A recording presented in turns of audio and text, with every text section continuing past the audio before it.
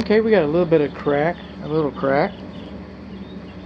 Not much right here in this window. We've had a few cracks develop since I was here last year, and most of your movement happens within the first 2 years. So far, I haven't seen much that disturbs me, but I'm just getting started. That's true. I got a little vertical crack. This is the garage east wall. The structure faces south, and this is the east wall, north window, north corner is a small crack. We got high wood to ground. Where do termites live? In the ground. What do they eat? Dead wood. What's wood mulch? Dead wood on your ground next to your house. Get your neighbor burning out on your driveway with his lawnmower. That's your west neighbor.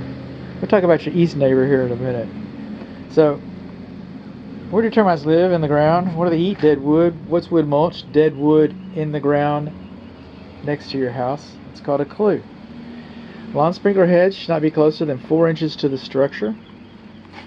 Nor should they be closer than 4 inches to the flatwork for that matter. Some of our rain gutters are below grade, some of them are above grade. Our rain gutter butt ends, there should be an inch difference right there, and we should have kick-out flashing. And I get it, they put a diverter flashing right here, but it's not a kick-out flashing. It does not have a back. I'm going to put my ladder up here. It does not have a back. There's nothing to keep the water from running down your wall. Even though you've got a rain gutter there, I get it. Even though you got a rain gutter there, it could have been installed correctly. That's all I'm saying. Oh, man. Now, this home is manufactured. It's built out of brick. Very good building material. All right? This home could burn down.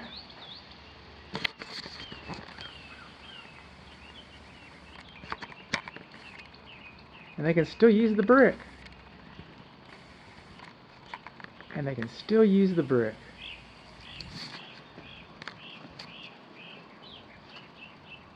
It's a very good insulator, but brick is porous, and these homes are built with vapor barriers behind them. Okay, so when the fire department sprayed that house, the water went through the masonry. It did. When it rains, the water goes through. Your lawn sprinkler hits it, it goes through. So you don't want your lawn sprinkler system hitting the house too much. It comes out, but since brick is porous, we have a drainage plane behind it. And the water goes down the drainage plane. It does not go to your wall structure. It does not get to the wood. That's the plan.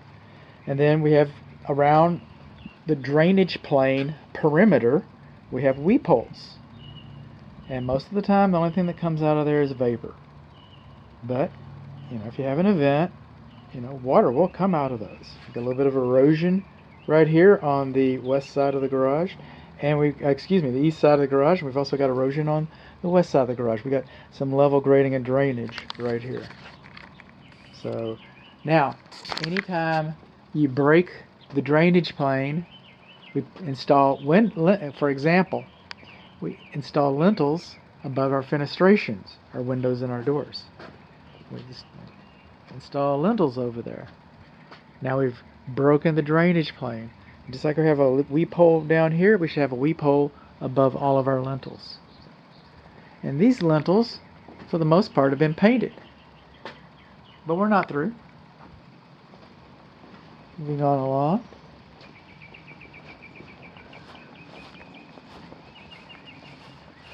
High soil wood mulch. Got a little separation. We got a mortar crack right there. Let's see. Primary bedroom window lintels have not been painted. There's a vertical crack through the brick. There we go. Return. The mortar was missing from between one of the soldier bricks on the inside corner between the first bedroom and the office/study, period. That's my method. So there, just copy and paste. We got a little rain gutters too close. We do not have kick-out flashing. Do not have weep holes over our lintel. Got a little bit of a crack over there. Now the retaining wall is close enough to the house that this has something to do with this structure. This retaining wall is closer than twice its height away from the structure. And like a year ago, I can't see any difference. I can't see any difference. It seems to be operating. I do not know if there's any tiebacks. I do not know if there's any geo-grid. I don't know if it was backfilled properly. I just know that for the last year it's been doing okay. It's been doing okay for the last year. Kind of moving along here. It's a big non-event. Then we got a crack through the brick and mortar right here on this corner. Okay, I don't remember that one being here. I remember the one over at the primary bedroom being there. I have to look at my video and look at my notes, but I'm just going by memory.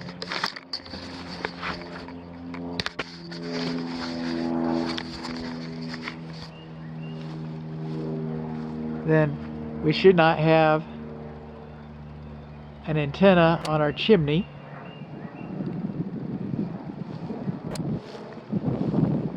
Moving on along. This is called checking. We're going to get this on cedar. Alright? It does not affect the strength of the board. It does not affect the strength of the board. When I was here last time, we did not have the baseboard around the bottom of this. And they had wooden blocks under there. And I don't know if they took the wooden blocks out and put a metal stand in like they're supposed to or not. I can't tell. I can't tell. Our rain gutters discharge water too close to the house. Remember I was talking about the west neighbors turning their tractor around in your driveway and scuffing it all up? Your east neighbors bring their dog over here to do his business. They don't take it over there. They take it over here. I don't do surveys, but that might be your house. It might be your yard. I don't know.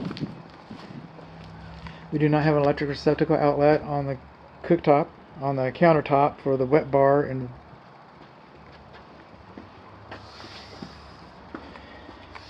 this wet bar drain line is where the tankless water heater discharges, temperature pressure relief valve discharges to. It does it in the attic. You can't see it here.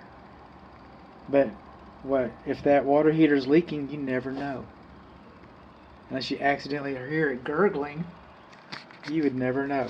We do not have escutcheon plates for our plumbing on the wall back up underneath here.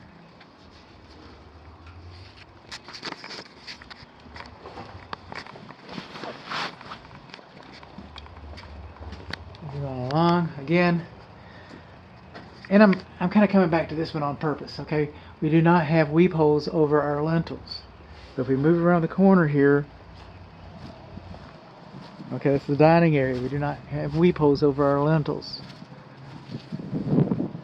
But over here, these lintels have not been painted. If they're not painted, they'll rust. If they rust, they'll expand. If they expand, then they'll crack. They'll crack the brickwork.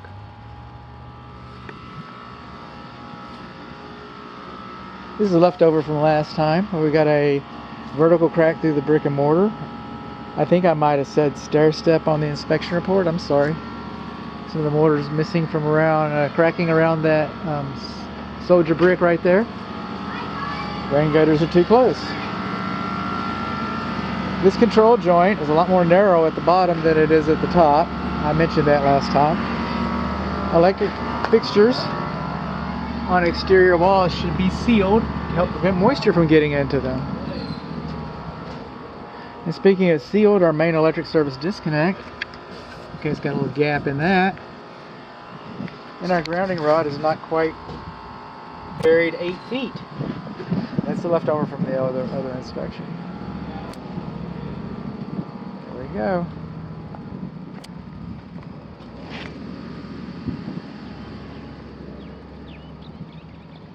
Now, the garage and the attic over the patio, okay, they do not have foam encapsulated attic system like the rest of the house. So all these soffit vents are live. So those are fresh air induction vents. And we do not have any exhaust vents for those areas. Moving on along. We're back where we started.